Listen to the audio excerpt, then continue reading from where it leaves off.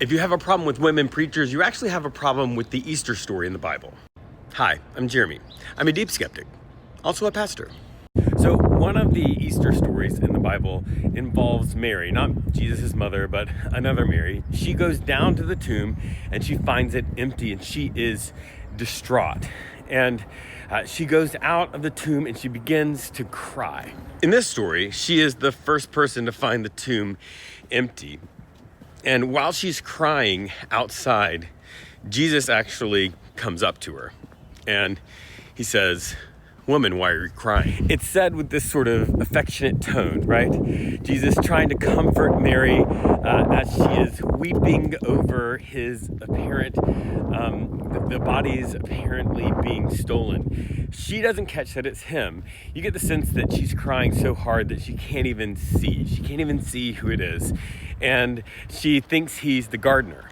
That's an interesting detail because it does feel like it is a callback to the Genesis story of the Garden of Eden, but we're not going to go down that rabbit hole. So Mary says to this man that she thinks is the gardener, "Hey, if you've taken the body, just tell me where it is." And then Jesus says to her, "Mary," and she recognizes who he is and freaks out. I mean, of course she freaks out because she thought he was dead. And then Jesus tells her to go back to the disciples and to tell them what has happened. He is risen, he's going to God, and all of these really wonderful things. And she does that.